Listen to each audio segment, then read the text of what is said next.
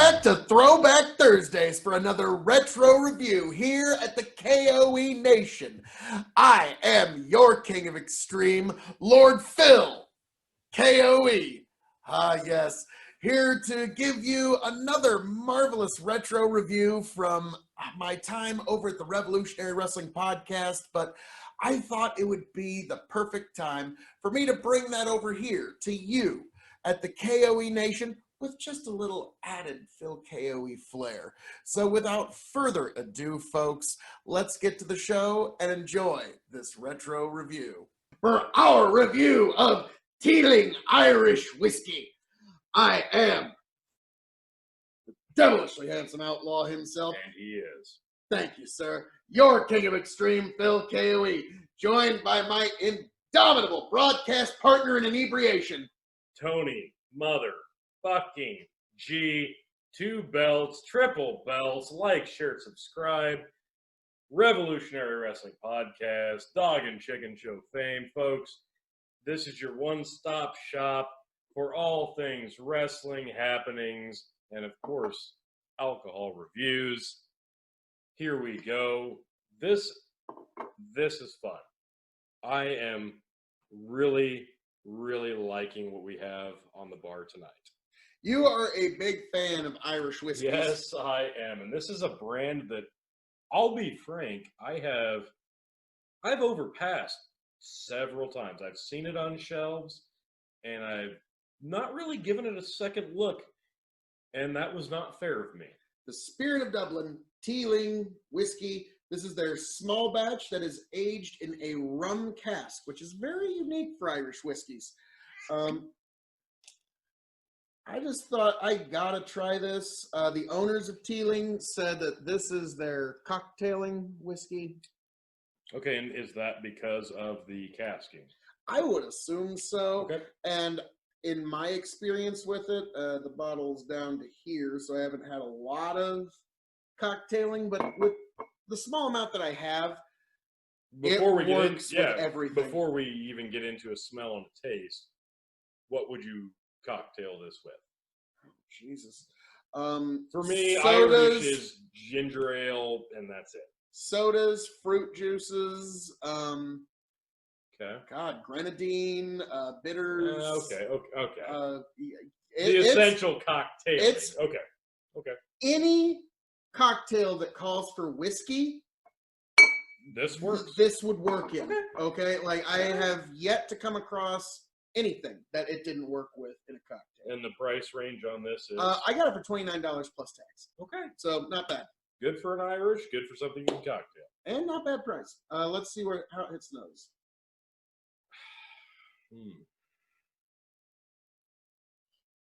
There is that molassesy sweet. There is a molasses sweet, but with something. It's honestly, it's very boozy. Well, it's 46% alcohol by volume. Still, though, non-chill filtered.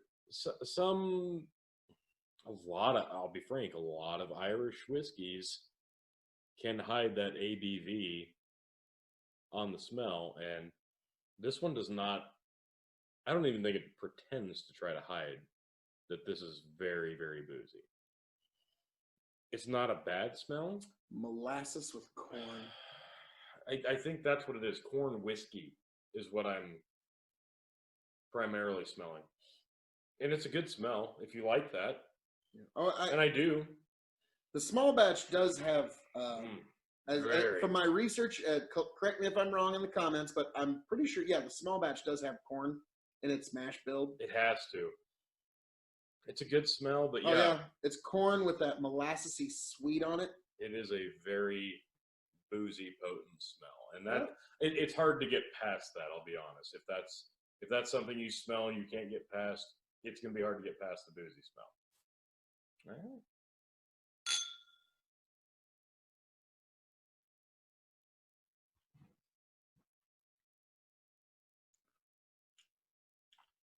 Grain comes through. Yes, it does. But it's all rounded off with that molasses. Ooh. It's got a bit of a whiplash effect. And I downed the whole thing. Well, okay. The flavor. Oh, wow. Like I said, it normally would bite like a grainy whiskey, Yes. but that rum aging Yeah. really rounded out all the edges. It mellows perfectly. it out. Mm-hmm. So it does have a very high ABV flavor. But like you said, that aging in the rum cask, it does it. It mellows it down to where the boozy initial flavor is pulled down just enough to where you can enjoy it. And there's not a lot of backlash. There's not, which is surprising. There's no warmth for me, at least in the chest. It settles very it's kind of all clean. here where the warmth Yeah, is. it's very clean in the finish. But again, it has that boozy flavor. It's hard to nitpick specifics out of it. But yeah, a molasses, I would definitely agree. It's not thick, but it has a thick flavoring. Yes. So, as an Irish whiskey, how would you rate this, sir? Because we're going to rate it as an Irish whiskey, whiskey, brown spirit, showdown. I'll be honest, as an Irish whiskey, I don't get a lot of traditional Irish flavor out of this. No. I don't at all. I would, if you blind taste tested me with this, I would guess American. I would too. I would think American. I would almost think bourbon. I wouldn't think bourbon. I would think a very diluted bourbon. Yeah, not this. If I was guessing and I thought bourbon, I would think it was a very low ABV bourbon, but then the flavor is high in the booziness, so it would confuse me. The fact that the corn shows up so much would kind of throw me off in a bourbon. Mm-hmm. Yeah, this is like almost like an American whiskey. It is. It is. So I can understand. It's good. It's the best of both worlds. I like that factor. As an Irish whiskey. As an Irish, I'm going to have to be harsh on that. It is not exactly traditional. No, it's not traditional. We even knocked off points for Napogue Castle 12-year, which we love. Yes. Because it wasn't technically perfect to purity of Irish whiskey. As an Irish, I'm going to go 2.75. Damn. It's not bad though. But as an Irish scale, 2.75. I'm gonna have to agree. 2.75 on Irish, just because they are kind of dancing on the borders of what a lot of people think is Irish whiskey. Yeah. No, but I do appreciate what they've done here, though. Yes. And now moving on to whiskey. Okay. As a whiskey, yes. I will be more generous. I will say 3.5. As a whiskey, I'm going to go a full star up and give it 3.75 because this is an amazing cocktail whiskey. I can do a lot with this.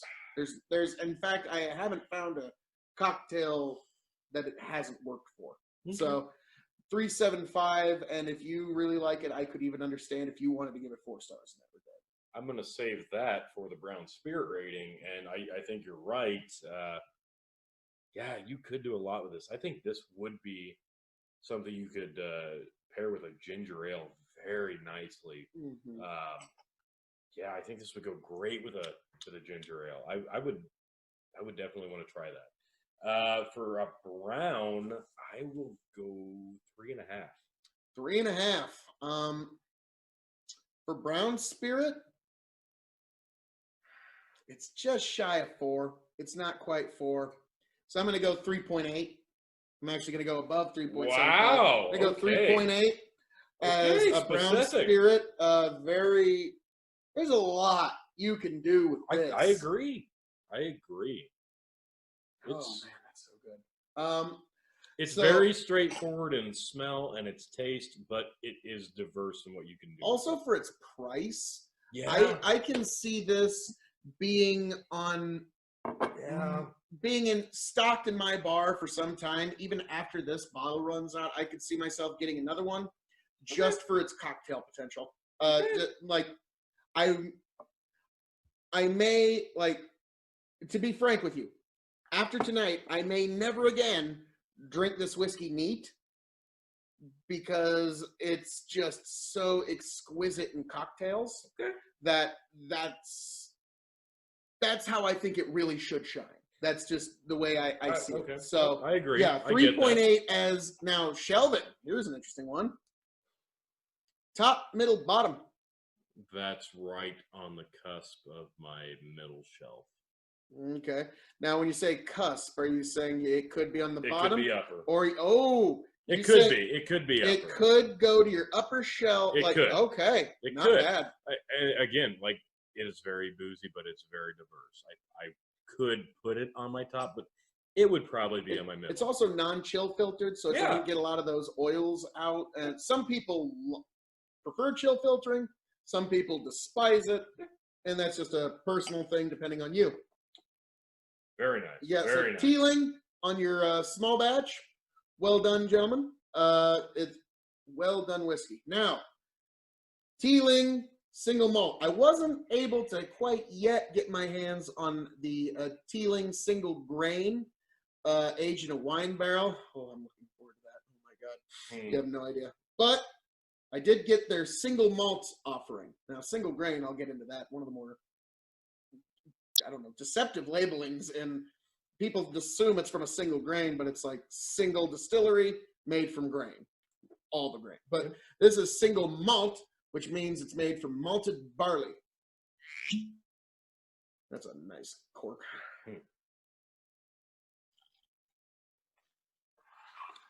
And a dark bottle, I gotta say. We are kind very, of very dark bottle. Typically, your darker bottles are you expect a more peaty flavor, and there's no peat here. Or rum. No. Yeah, that's what you normally like. Now I wonder if that's kind of where they got the idea, is the fact that they're aging it in rum barrels. Like, who knows? But now you are known to really be a big fan of Irish single malts, more than. I'll just put that aside in case I want to come back to it for comparison.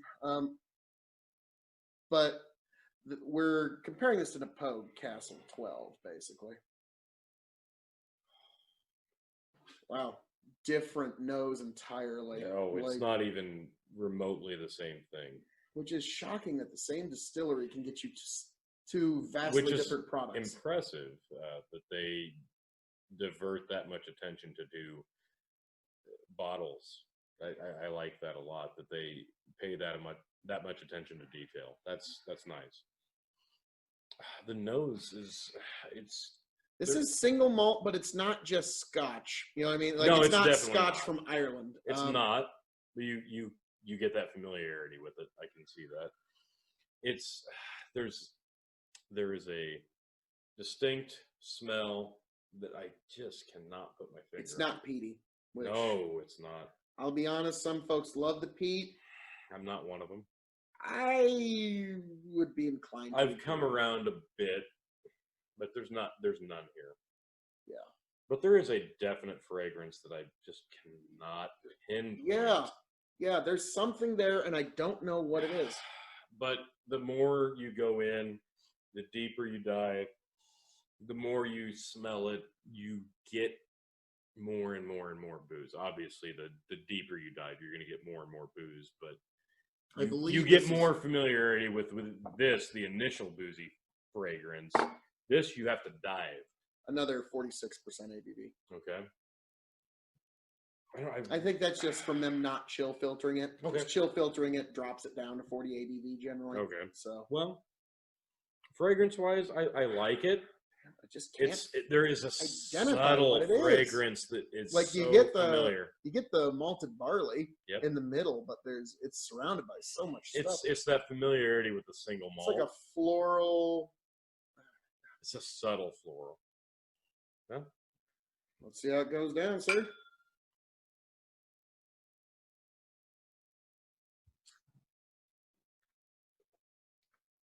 Okay, that's a little bit more Scotch familiar, but yeah, it's but yeah, that's single malt.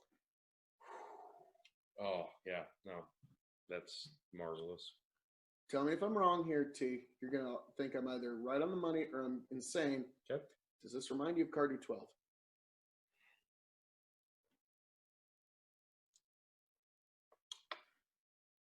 It does after the initial flavor. Its butteriness on your tongue does, like the fact that it's so smooth. Yeah.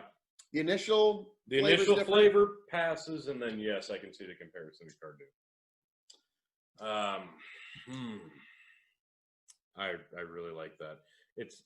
I think what you're seeing there is that base flavor of the Cardew. I think this is more buttery. I think this is more Smell the buttery. difference. Oh yeah. Yeah. So Yeah. two entirely different products. It is. And I really enjoy this. Oh, you know what? Maybe I'm crazy, but after smelling it, tasting it, and then smelling it again, chocolate.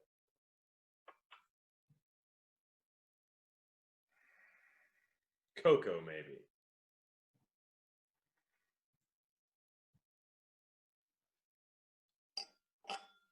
Am I mistaken?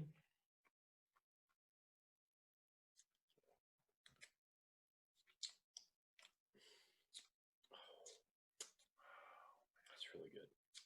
That's really good. Like maybe a dark chocolate. Yeah.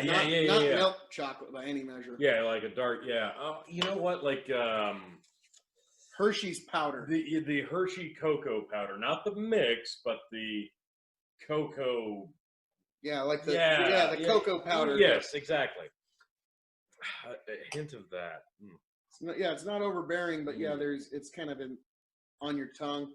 So okay, T.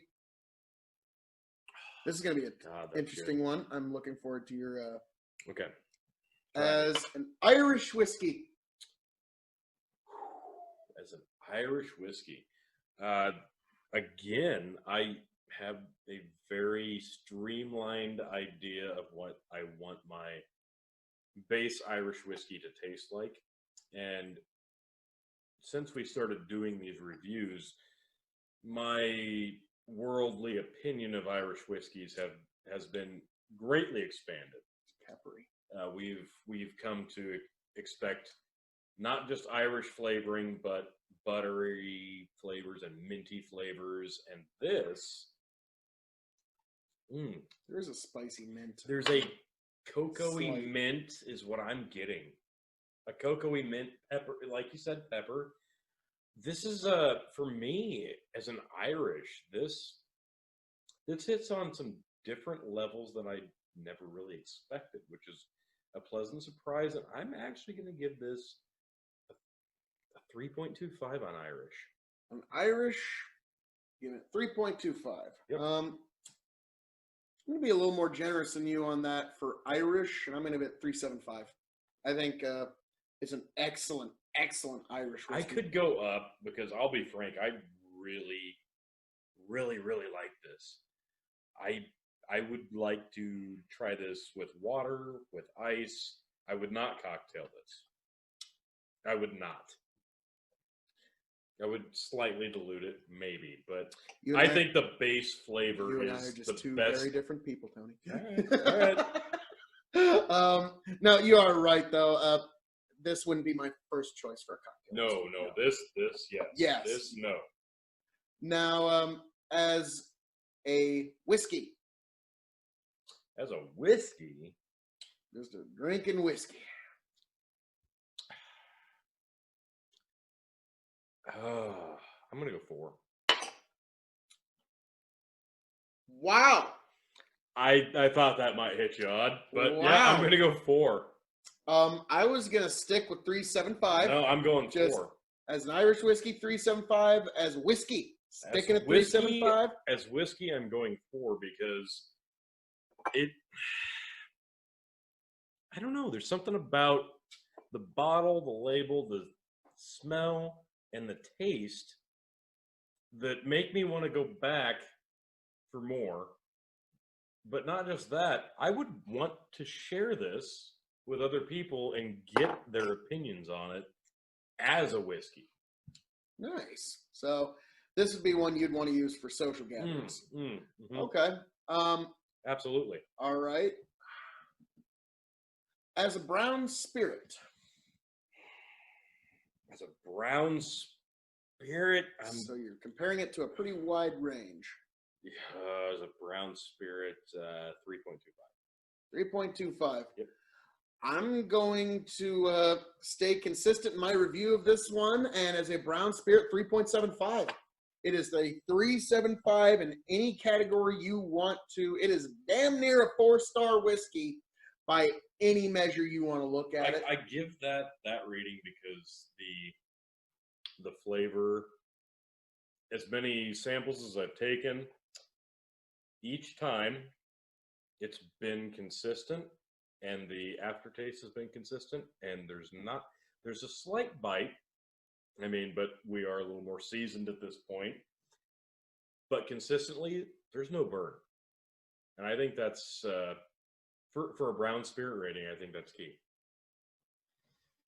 All righty. Now, here's the interesting question, sir. Top, middle, bottom shelf. I might put this on my top.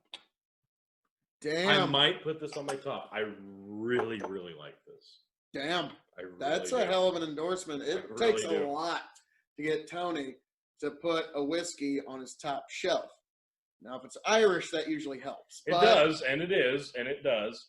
But I really like this. And honestly, I'm pretty disappointed in myself that I passed this particular brand up so many times. Yeah, I mean, we still got a couple bottles left in our local area, so might want to grab one up before it's But for me, it's a conflict between my top and middle shelf, basically, depending on which one has more room, really. But yeah, a single malt Irish whiskey always has a good place on a top shelf. As we've come to find, single malt Irish is it's a special thing. Yeah, it's kind of a league of its own.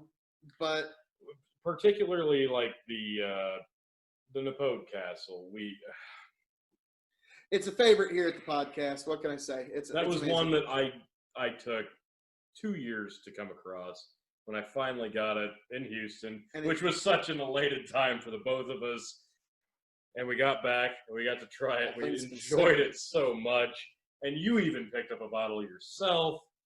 Yeah, I was able to find a bottle here, and it didn't disappoint. It's so rare that you're anticipating a bottle and you're looking forward to getting it so much, and then you finally get it and it just disappoints you.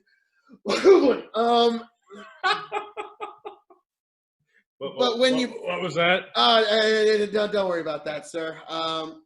But when we get a whiskey and it actually lives up to the expectations, that's always great. Yeah. And I love single malt scotches. Dalmore 12, Cardew, Oban 14. I'm always going to be partial to single malt. Blended is another animal. Yes, it is. But hey, if it's done right. Oh yes, awesome. I've had some amazing blends. TX whiskey that we had in Texas. That was a blended whiskey that they kind of copied, for lack of better terms, they kind of copied Crown Royal's blending pattern. Yep. And it's one of the best whiskeys I've ever had in my life. So there's no, just to talk shit on blended just because it's blended isn't necessarily good. What's good is good is good, is all I always say. That's true. And as a single, I've just noticed that single malt Irishes, more often than not at least, qualify as that good is good category. So, I just love the initial the mouth. Correct me if I'm wrong. Final thoughts. It takes over your palate. It takes over your entire mouth, and sometimes that's not a good thing. In this case, I think it's a good thing. I like the way that this hits your palate and kind of explodes into your mouth. It's got that minty spiciness, but it's not like, now, I know you really like the Macallan, and it's good, but when you open your mouth and the oxygen hits your mouth, the mintiness is almost like, it's too much. Yeah. Like, you got to really ease into that before you open your mouth with that. Sure. It has the mintiness, but it's not overbearing. No. Like, even some of the red breasts that we had, the mintiness was overbearing, to be frank. The Osoro Sherry Lastuya edition was amazing, and I'll probably be getting a bottle of that on its own at some point. But the Standard 12 was really minty. Yes. I remember that. Yes. The 15 really mellowed that off. But so mintiness in whiskey, some folks can love it, some folks can hate it. I didn't know I'd love it as much as I did. Yeah. So, Teeling, well done on both your offerings. And as soon as I can acquire a bottle, we will be doing a review of the wine cask single grain Irish whiskey, which Yes. God, I'm looking forward to. Now, Tony, as I'm known to say around here, all that being said, folks, this has been our review of Teeling Irish Whiskey. I am the devilishly handsome outlaw himself, your king of extreme, Phil K.O.E., signing off and handing it off to my indomitable broadcast partner. Still Tony fucking V, your 6-time champ. During a time of crisis. I was about to say, it's a great time to capture the belt when no wrestling shows are going on. God! They still are. Kind of-ish. Ish. Backyard wrestling shows. Yeah. We'll get into that later. All that being said, like you said, like, share, subscribe. Stick with us, folks. We know you're not going anywhere. Be with us. Stay safe. Thanks for joining us.